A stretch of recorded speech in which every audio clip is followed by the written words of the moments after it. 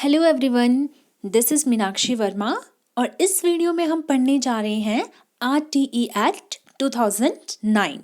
ठीक है, तो हम बात कर रहे हैं, ये जो टॉपिक है हमारा RTE एक्ट 2009, ये हमारा कंटेम्प्रेरी इंडिया एंड एजुकेशन का एक टॉपिक है जो हम करने जा रहे हैं। इससे पहले मैं अपलोड कर चुकी हूँ वीडियो ऑन कम्युनिटी पार्टिसिपेशन।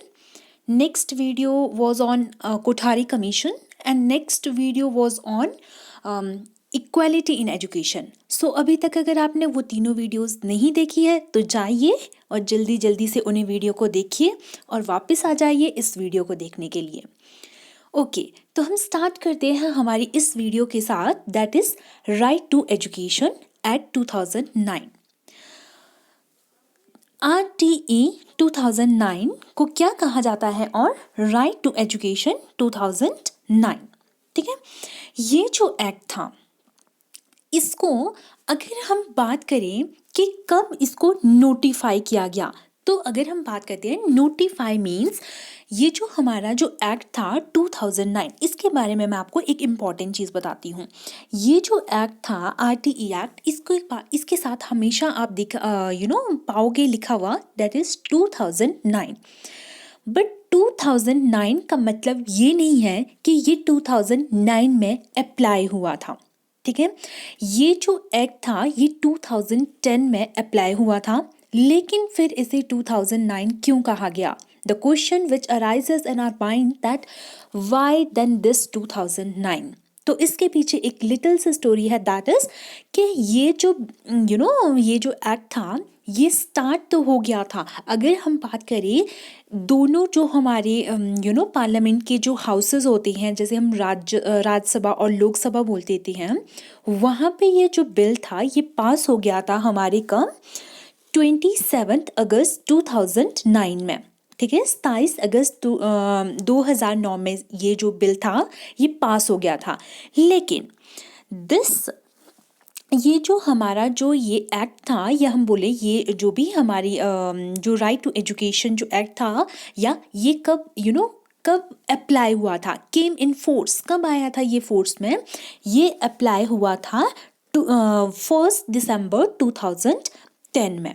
ठीक है, ये जो राइट टू एजुकेशन एक्ट, दो चीज़ें आपको याद रखनी है। ये राइट टू एजुकेशन एक्ट ये कब ये कब पास हुआ था? ठीक है, इस बिल को कब पास कर दिया गया था? तो 2009 में से पास कर दिया गया था, दैट्स वाई 2009 आपको लिखा हुआ मिलता है। लेकिन इसको अप्लाई कब किया गया था? जैसे कि अगर हम बात करते हैं हमारी जो एजुकेशनल पॉलिसी है, ठीक है, वो बन चुकी है। ठीक है, न्यू एजुकेशनल पॉलिसी आ चुकी है हमारे लास्ट ईयर, लेकिन अभी तक क्या हुई है, वो अप्लाई नहीं हुई है। Same goes with this. ठीक है, तो यहाँ से होप सो आपको क्लियर हो गया होगा अब कि ये जो है ये अप्लाई कब हुई थी? ये हुई थी 2010 में, ये अप्लाई हुई थी, और we can say it came in force at 2010। ठीक है, अब जो ये 2010 में फोर्स में तो आई, या हम बोल सके इम्प्लीमेंट तो ये हुई थी, लेकिन ये इम्प्लीमेंट हर जगह नहीं हुई थी एक्सेप्ट जम्मू एंड कश्मीर। ठीक है, जम्मू एंड कश्मीर को छोड़ के ये हर जगह इम्प्लीमेंट हुई थी। जम्मू एंड कश्मीर में ये उस टाइम पे इम्प्लीमेंट नहीं हुई थी। कब? 2010 में ये इम्प्लीमेंट नहीं हुई थी। कहाँ? जम्मू एंड कश्मीर में। ठीक है, next important cheese regarding RTE 2009 is, जो ये RTE 2009 है, इसको जो है, इसमें हमने क्या किया है, इसमें हम एक इम्पॉर्टेंट आर्टिकल को पढ़ते हैं, दैट इज आर्टिकल 21A। अब जो ये आर्टिकल 21A है, ये है क्या? अगर हम बात करते हैं हमारा जो कॉन्स्टिट्यूशन है, वहाँ पे एक अमेंडमेंट हुई थी, जिस अमेंडमेंट को क्या कहा जाता है? 86th amendment. ठीक है, 86th अमेंडमेंट हुई थी कॉन्स्टिट्यूशन में, which is very very important amendment. अब इस अमेंडमेंट में क्या हुआ था, जो आर्टिकल 21A है उसको फंडामेंटल राइट बना दिया गया था। ठीक है, या हम बोल सकते हैं एजुकेशन को क्या बना दिया गया था? एक तरह का राइट, फंडामेंटल राइट बना दिया गया था। ठीक है। और ये जो अमेंडमेंट है ये कब हुई थी, ये हुई थी हमारी 12 दिसंबर 2002 में। ठीक है, कब हुई थी, 12 दिसंबर 2002 में ये हमारी अमेंडमेंट हुई थी कॉन्स्टिट्यूशन में, जहाँ पे आर्टिकल 21A में एजुकेशन को फंडामेंटल राइट बनाया गया था। ठीक है, अब ये जो हम बात कर रहे हैं ये 86 अमेंडमेंट, इसी सेम 86 अमेंडमेंट में एक और भी चीज़ हुई थी, दैट इज़ जो आपने पढ़ा होगा आर्टिकल 51A के। अब जब भी आपको कोई भी चीज़ इस तरह से ब्रैकेट के अंदर लिखी हुई मिलती है, दैट मीन्स वो बाद में ऐड हुई है, वो हमारे कॉन्स्टिट्यूशन में पहले नहीं थी। या आपको ऐसे भी, जैसे मैंने आपको ऊपर बताया 21A, तो अगर ये ए भी लिखा है ना, तो that is also because of amendment. ठीक है, तो ये जो 51A के है, ये क्या बोलता है, ये क्यों था, ये जो था यहाँ पे क्या किया गया था, फंडामेंटल ड्यूटी को ऐड किया गया था एजुकेशन को। जो हमारा DPSP है, कौन, DPSP, that is directive principle of state policy. DPSP की अगर हम बात करें, उसके अंडर हमारा ये 51A के आता है। वहाँ पे जो है एजुकेशन को एक फंडामेंटल ड्यूटी बताया गया है। कैसे, अभी हम उस पर बात करेंगे। ठीक है, तो अभी तक डिस्कस कर लेते हैं कि अभी तक हमने क्या पढ़ा। अभी तक हमने इतना पढ़ा कि जो हमारा राइट टू एजुकेशन एक्ट है, ये कब फॉर्म्ड कब हुआ था। सिंपल टर्म में बोले तो ये फॉर्म्ड कब हुआ था, 2009 में ये बिल पास हो गया था। लेकिन 1 अप्रैल 2010 में ये क्या हुआ था, इम्प्लीमेंट हुआ था होल नेशन में हम बोल सकते हैं, लेकिन एक्सेप्ट जम्मू एंड कश्मीर में ये इम्प्लीमेंट नहीं हुआ था। कब, 1 अप्रैल 2010 को। फिर हम बात करते हैं कि ये जो हम बात कर रहे हैं ना आर्टिकल 21A, ये कब ऐड हुआ, ये हमारे जो कॉन्स्टिट्यूशन में 86 अमेंडमेंट हुई थी उसकी वजह से ये ऐड हुआ है। ठीक है, वहाँ पे उसने क्या कर दिया, इसे एक फंडामेंटल राइट बनाया है। ठीक है, और हमारा जो आर्टिकल 51A के है वो क्या है, वो एक फंडामेंटल ड्यूटी है। अब मैं आपको दोनों में डिफरेंस बताती हूँ। 51A सॉरी, मैं आपको दोनों में डिफरेंस बता देती हूँ। दैट इज, अगर हम बात कर रहे हैं, अगर हम बात करते हैं किसकी, 21A की। 21A क्या है, 21A जिसको कि हम क्या बोल रहे हैं, फंडामेंटल राइट। ये बोलता है कि हमें जो 6 साल से जो 14 साल के बच्चे हैं उनको free and compulsory education provide करनी है। ठीक है, तो स्टेट इस चीज़ को इंश्योर करेगा कि हमें क्या करनी है, 6 साल से 14 साल तक free and compulsory education provide करनी है। ठीक है, ये हमारा आर्टिकल 21A बोलता है, अगर हम सिंपल वर्ड्स में बोल रहे हैं। लेकिन हमने 21A के को फंडामेंटल ड्यूटी क्यों बोला, वो इसलिए बोला क्योंकि ये एक तो DPSP के अंडर थी। ठीक है, सेकेंडली ये हमारा बोलता क्या है, ठीक है, ये 51A के क्या बोलता है, ये बोलते हैं कि every citizen in this nation, ठीक है, कोई भी सिटीजन है, अगर वो पेरेंट्स हैं, है ना, या कोई गार्जियन है, ठीक है, तो उसकी ये रिस्पॉन्सिबिलिटी है कि वो अपने जो बच्चे को, है ना, एलिमेंट्री एजुकेशन तो प्रोवाइड करे ही करे। ठीक है, ये हमारा कि कोई भी पेरेंट्स है, ये उनकी ड्यूटी है, कोई भी पेरेंट्स, गार्जियन कोई भी है, उनकी ये ड्यूटी है कि वो अपने बच्चों को फ्री एंड कंपल्सरी एजुकेशन, या जिसको हम एलिमेंट्री एजुकेशन बोलते हैं, वो प्रोवाइड करें। ये पेरेंट्स की ड्यूटी है, ये इसमें बोला गया 51A में। ठीक है, okay, next is article next, this is article 45। अब ये जो आर्टिकल 45 है ये क्या बोलता है, अगर हम बात करते हैं आर्टिकल 45, जो आर्टिकल 45 था ना, पहले आप इसको देखिए, जो ये आर्टिकल 45 था ये क्या बोलता है। अगर हम बात करते हैं, अर्लियर इट वाज, आर्टिकल 45 भी हमारी फ्री एंड कंपल्सरी एजुकेशन के बारे में ही बात करता है। आर्टिकल 45 किसके बारे में बात करता है, फ्री एंड कंपल्सरी एजुकेशन की ही बात करता है ये भी। लेकिन ये बात करता था 0 to 14 ईयर्स, ठीक है, 0 से 14 ईयर्स तक, ये जो पहले जो बात करता था दैट इज 0 से लेकर 14 ईयर्स तक free and compulsory education provide करनी है, ठीक है। लेकिन फिर क्या हो गया था, फिर बाद में जब हमारा ये आर्टिकल 21A आया तो उसमें क्या की बात की गई, दैट इज 6 to 14 ईयर्स के 6 to 14 ईयर्स के जो बच्चे हैं उनको free and compulsory education provide करने की बात की गई। जो ये है, ये क्या है, ये है हमारा फंडामेंटल राइट, और जो ये है ये भी किसके अंदर आता है, ये भी हमारा DPSP के अंडर आता है, ठीक है। अब अगर आप ध्यान से देखो कि यहाँ पे अब अगर आप ध्यान से देखो, ठीक है, जो हमारा फंडामेंटल राइट है वो 6 to 14 ईयर्स की बात कर रहा है, ठीक है, free and compulsory education provide करनी है। लेकिन उससे पहले वाले बच्चों का क्या, तो आर्टिकल 45A में फिर क्या कर दिया गया, ऐड कर दिया गया ECCE means elementary child care education. ये बोलते हैं कि जो 6 साल से जो पहले के बच्चे हैं, और हम बोल सकते हैं जो 3 to 6 ईयर की जो बच्चों की जो एजुकेशन है उसकी बात कौन करता है, दिस ECCE जो है वो क्या करता है, 3 to 6 ईयर्स के जो बच्चे हैं उनकी एजुकेशन की बात करते हैं, ठीक है। ओके, नेक्स्ट इज, अगर हम बात कर लेते हैं कि अब हमने जो अभी तक पढ़ा वो क्या था, RTE के बारे में एक जनरल इंट्रोडक्शन था। अगर अब इसके जनरल से हम डेफिनेशन पढ़ लेते कि अभी तक हमने पढ़ा क्या है, व्हाट इज RTE, ठीक है।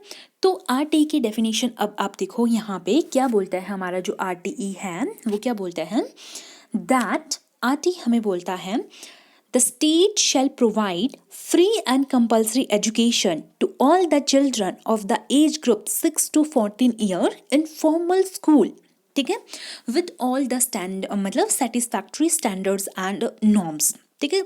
ये बोलते हैं कि जो ना मतलब ये स्टेट की ड्यूटी है, ठीक है, ये गवर्नमेंट की ड्यूटी है कि वो क्या करे, जो 6 से 14 साल के जो बच्चे हैं उनको free and compulsory education provide करे एक फॉर्मल स्कूल में, जिसको हम गवर्नमेंट स्कूल बोल सकते हैं, विथ मतलब सेटिस्फैक्ट्री जो भी उनके नॉर्म्स एंड स्टैंडर्ड है ना उनको प्रोवाइड करें वो, ठीक है। ये बताया गया था RTE में। लेकिन अब यहाँ पे जो 6 to 14 ईयर्स की जो एजुकेशन की जो बात की गई है, this is for normal child, अगर हम नॉर्मल चाइल्ड की बात कर देते हैं। बट अगर कोई चाइल्ड जो है वो डिसेबल है, ठीक है, डिसेबल चाइल्ड है, थोड़ी मतलब उसको कुछ डिसेबिलिटी है, ठीक है, तो वहाँ पे यही जो RTE है वो किसकी बात करता है, वहाँ पे जो ये एज ग्रुप है ये 6 to 18 ईयर्स में कन्वर्ट हो जाता है, ठीक है। Hope you got my point कि मैंने आपको क्या बताया। मैंने बोला कि अगर कोई नॉर्मल चाइल्ड है तो वहाँ पे स्टेट इस चीज़ को इंश्योर करेगी कि फ्री एंड कंपल्सरी एजुकेशन जो है वो प्रोवाइड करनी है। जो एज ग्रुप होगा दैट इज 6 to 14 ईयर्स। लेकिन अगर कोई डिसेबल बच्चा है तो उसके लिए जो एज ग्रुप होगा that will be 6 to 18 years, ठीक है। तो ये कुछ था हमारे किसके बारे में, राइट टू एजुकेशन के बारे में। अब यहाँ पे इसके कुछ प्रोविजंस भी थे, ठीक है। प्रोविज़न पे मैं नेक्स्ट वीडियो अपलोड करूँगी जिसमें हम ऑल ओवर बहुत सारे जिसमें आर्टिकल प्रोविज़न क्या क्या कॉन्स्टिट्यूशनल प्रोविज़न जो मेनली हम उसके बारे में वहाँ पे बात करेंगे, ठीक है। तो यहाँ पे कुछ मैंने 2 प्रोविज़न को ऐड किया है, दैट इज़ फर्स्ट जो प्रोविज़न है दैट इज़ फर्स्ट प्रोविज़न हमारा क्या बोलता है कि टू डिटेंशन पॉलिसी, ठीक है। यहाँ पे क्या थी, यहाँ पे एक detention policy, provision for detention policy. यहाँ पे क्या प्रोविज़न था, डिटेंशन पॉलिसी का प्रोविज़न था। डिटेंशन पॉलिसी क्या होती है कि मीन्स कोई भी जो बच्चा है वो फेल नहीं होगा अप टू दिस 14 ईयर्स, या हम बोल सकते हैं 8 तक कोई भी बच्चा जो है वो फेल नहीं होगा। एक इनका ये प्रोविज़न था RTE का, क्योंकि इनका बोलने का मतलब इनका ये मानना था कि अगर कोई बच्चा फेल हो जाता है तो क्या हो जाएगा, उसके अंदर वो कॉन्फिडेंस वो खो जाएगा कहीं ना कहीं, और जिस वजह से फिर क्या कर पाएगा वो अपनी जो पढ़ाई है उसको फर्दर कंटिन्यू नहीं कर पाएगा। तो इसीलिए ये पॉलिसी को लाया गया, that is no detention policy, ठीक है। दो ये जो पॉलिसी है ये भी अमेंडमेंट, इसकी भी अमेंडमेंट हुई थी, ठीक है, जिसकी बात हम बाद में करेंगे। नेक्स्ट जो इनका प्रोविजन था that is to make provision for मतलब non admitted child to be admitted into an age of appropriate class. Next जो इनका मेन इंपॉर्टेंट प्रोविजन था, ये दोनों ही बहुत ही इंपॉर्टेंट प्रोविजन है। नेक्स्ट इनका प्रोविजन क्या बोलता है कि जो नॉन एडमिटेड चाइल्ड है ना, उनको मान लो कोई बच्चा है उसने अभी तक पढ़ना स्टार्ट ही नहीं किया है, वो स्कूल गया ही नहीं है, लेकिन वो बच्चा उसकी एज जो है वो 6 साल नहीं है, ठीक है, या 5 साल नहीं है, तो उस बच्चे को एडमिट कर दिया जाएगा स्कूल में, ठीक है। मान लो अगर वो 10, 11, 12 जितने भी साल का हो गया है तो उसको एडमिशन मिल जाएगी स्कूल में, और उसको एडमिशन फर्स्ट क्लास में नहीं मिलेगी, जिस एज का वो होगा, और उस एज के बच्चे को जिस क्लास में एडमिशन मिलनी चाहिए उसको उसी क्लास में एडमिशन मिलेगी। ये किसका प्रोविजन था, किसके अंडर ये बात कही गई थी, तो ये RTE के अंडर ये बात कही गई थी। ये दो मोस्ट इम्पॉर्टेंट प्रोविजन थे हमारे RTE के, ठीक है। मैं आपको फिर से बता रही हूँ कि हमारी जो नेक्स्ट वीडियो होगी वो कम्प्लीटली अनसोली बेस पे होगी हमारे प्रोविजन पे, ठीक है। Okay, next is pupil teacher ratio at primary level. Pupil teacher ratio at primary level, that recruitment of additional teacher to maintain the parents teacher ratio 6 month at the primary level. अगर हम बात करते हैं pupil teacher ratio की, ठीक है, pupil teacher ratio क्या होती है कि किसी स्कूल में किस स्कूल में कितने बच्चे होंगे और वहाँ पे कितने टीचर्स होंगे, ठीक है। तो अगर हम बात करते हैं कि किसी स्कूल में जो एडमिटेड चाइल्ड है वो 60 होती है, ठीक है, किसी स्कूल में जो एडमिटेड चाइल्ड है अगर वो वो अगर 60 है तो वहाँ पे टीचर जो है वो कितने होने चाहिए, 2 होने चाहिए, ठीक है। और अगर कहीं पे, ठीक है, अगर कहीं पे जो टीचर्स हैं वो क्या है 61 to 90 है, तो वहाँ पे टीचर कितने होने चाहिए, 3 होने चाहिए। अगर कहीं पे जो टीचर है वो 91 to 120 है, तो वहाँ पे टीचर कितने होने चाहिए, 4 होने चाहिए। अगर बच्चे जो हैं, ठीक है, अगर बच्चे कितने हैं 121 से 200 तक है, तो टीचर कितने होने चाहिए, 5 होने चाहिए। मीन्स 120 से ऊपर अगर बच्चे होंगे किसी भी स्कूल में तो वहाँ पे 5 टीचर और साथ में एक हेडमास्टर होना चाहिए, ठीक है। ये क्या थे, ये कुछ प्यूपिल टीचर रेशो बताई गई है। अब हम रेशो कैसे कैलकुलेट करेंगे, ठीक है, प्यूपिल टीचर की रेशो कैसे कैलकुलेट करेंगे, तो हमें बताया गया है कि प्राइमरी स्टेज पे हमें क्या बोला गया है, प्राइमरी स्टेज पे अगर जो चाइल्ड है अगर वो क्या होंगे 60 होंगे, तो वहाँ पे टीचर कितने होने चाहिए, 2 होने चाहिए, ठीक है। तो अगर हम रेशो को निकालेंगे यहाँ से तो ये कितनी हो जाएगी, 30:1, ठीक है। तो हम बोल सकते हैं प्राइमरी लेवल पे जो रेशो है यहाँ हम बोल सकते हैं प्यूपिल टीचर रेशो, ठीक है। अगर प्यूपिल इतने हैं तो टीचर इतने होने चाहिए, ठीक है। रेशो कितनी होनी चाहिए, 30:1 होनी चाहिए। और अगर बच्चों की जो चिल्ड्रन की जो जो नंबर है चिल्ड्रन का अगर वो 200 से ऊपर चला जाता है, तो वहाँ पे जो प्यूपिल टीचर रेशो है वो कितनी होनी चाहिए, 1:2 या 40:1 या 1:40, ठीक है। मतलब इतने चाइल्ड और इतने क्या होने चाहिए, टीचर होने चाहिए, ठीक है। ओके, तो अब हम क्या कर लेते हैं, रिवाइज कर लेते हैं जो अभी तक पढ़ा। दैट इज हमारा RTE हमें क्या बताता है, RTE ही बताता है कि RTE फॉर्म कब हुआ था, 2009 में, ठीक है। अप्लाई कब हुआ था, 2010 में। कहाँ पे अप्लाई नहीं हुआ था, जम्मू एंड कश्मीर में। किस अमेंडमेंट में इसको ऐड किया गया था RTE को या आर्टिकल 21A को, तो 86 अमेंडमेंट में हुआ था। और ये 86 अमेंडमेंट कब हुई थी, ये हुई थी हमारी 2002 में, ठीक है। वहाँ पे आर्टिकल 21A को क्या बनाया गया था, फंडामेंटल राइट बनाया गया था। इसी सेम अमेंडमेंट में और क्या हुआ था, आर्टिकल 51A को क्या बनाया गया था, फंडामेंटल ड्यूटी, ठीक है। जहाँ पे बोला गया था कि ये पेरेंट्स की ड्यूटी है कि आपने क्या करना है, अपने बच्चे को एलिमेंट्री एजुकेशन क्या करनी है, प्रोवाइड करनी है, ठीक है। फिर यहाँ पे हमने एक टर्म को और भी डिस्कस किया था, that is ECCE, that is elementary child care education, क्योंकि जो हमारा आर्टिकल 21A है वो 6 to 14 ईयर्स के बच्चों की बात करता है, तो उसके पहले वाले बच्चों की बात कौन करेगा, दैट इज़ दिस। ठीक है, उसके बाद हमने क्या करी थी, डेफिनेशन पढ़ी थी कि RTE क्या है, कि स्टेट की ये ड्यूटी है कि वो इस चीज़ को इंश्योर करे कि जो बच्चे 6 to 14 ईयर्स के एज के ग्रुप के हैं उनको free and compulsory education provide हो विद अ फॉर्म, किसी भी एक पर्टिकुलर स्कूल में जहाँ पे सारी कंडीशन वगैरह फॉलो हो। ठीक है, फिर हमने बोला था कि ये जो एज ग्रुप है 6 to 14, यहाँ पे हम एक एज ग्रुप और भी आता है दैट इज़ 6 to 18, और ये जो 6 to 18 वाला जो एज ग्रुप होता है that is for child with disability. ठीक है, अगर कोई पर्सन डिसेबिलिटी से सफ़र कर रहा है तो वहाँ पे ये जो 14 है वो 18 में कन्वर्ट हो जाएगा।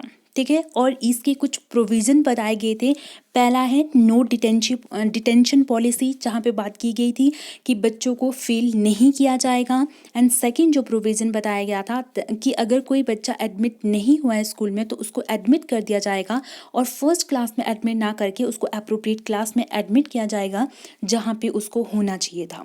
ठीक है, फिर हमने बात की थी प्यूपिल टीचर रेशो की, कि प्यूपिल टीचर रेशो कितनी होनी चाहिए, तो ये प्राइमरी लेवल पे होनी चाहिए 30:1, और अगर हम बात करते हैं अगर 200 से ज़्यादा बच्चे अगर कहीं हैं तो ये कितनी होनी चाहिए, ये होनी चाहिए हमारी 40:1।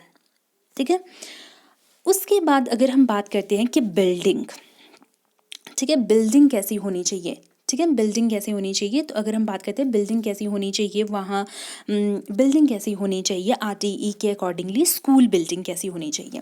ठीक है, स्कूल की बिल्डिंग कैसी कैसी होनी चाहिए, क्या क्या कंडीशंस वहाँ पे होनी चाहिए। तो फर्स्ट चीज़ बोलते हैं कि गर्ल्स और बॉयज़ के लिए क्या होना चाहिए, सेपरेट टॉयलेट होना चाहिए। स्कूल का एनवायरनमेंट ऐसा होना चाहिए जहाँ पे गर्ल्स और बॉयज़ के लिए सेपरेट टॉयलेट हो।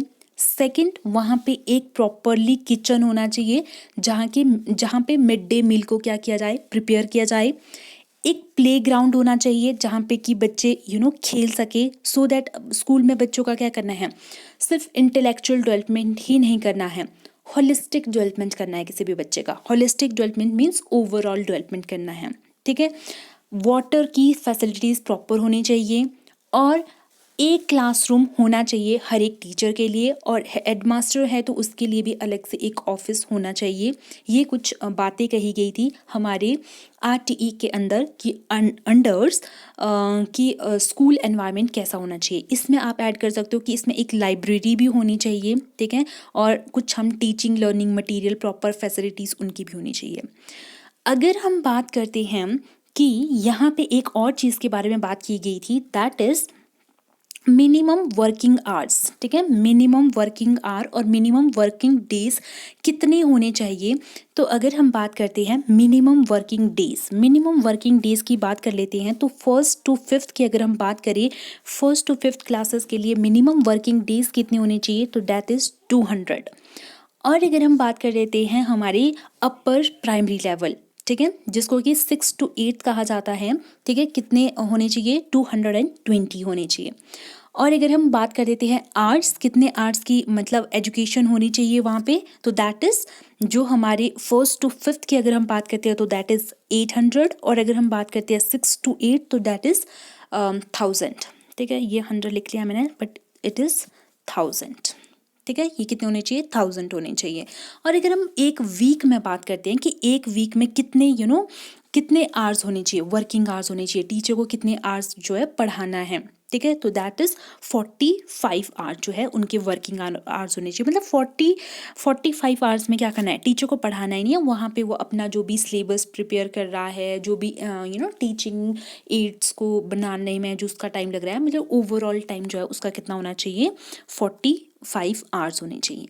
ठीक है, तो यही कुछ था। ठीक है, तो एक बार फटाफट से हम सारा रिवाइज कर लेते हैं जो हमने अभी तक पढ़ा था, ताकि आपको अभी बस सारा चीज़ें याद हो जाए।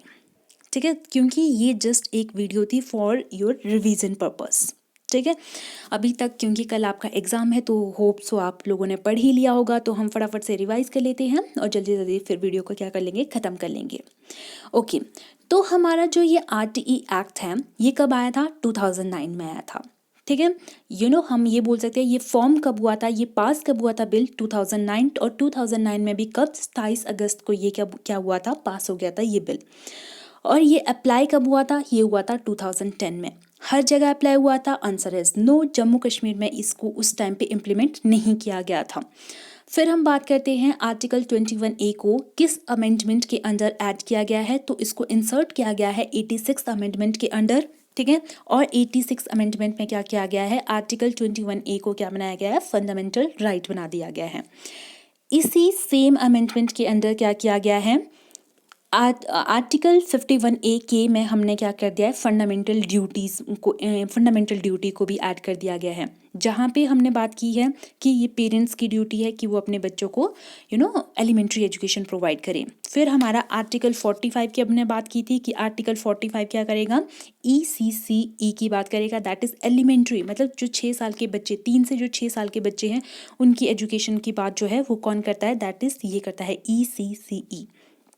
ओके, अब हम बात करते हैं नेक्स्ट कि ये हमारा RTE क्या था, कि स्टेट की ड्यूटी है कि वो इंश्योर करे कि 6 साल से 14 साल के बच्चों को फ्री कंपल्सरी एजुकेशन प्रोवाइड करनी है। फिर इसमें कुछ प्रोविज़न आए थे, नो डिटेंशन पॉलिसी, और बच्चों को एडमिट करना है अप्रोप्रिएट क्लास में, ठीक है। फिर हमने क्या किया था, टीचर और चाइल्ड रेशो की बात की थी कि प्राइमरी लेवल में कितनी होनी चाहिए, और अगर 200 से ज़्यादा है बच्चे तो कितने, ये क्या है, ये एक मैक्सिमम लिमिट है, इससे ऊपर जो है वो नहीं जा सकती है।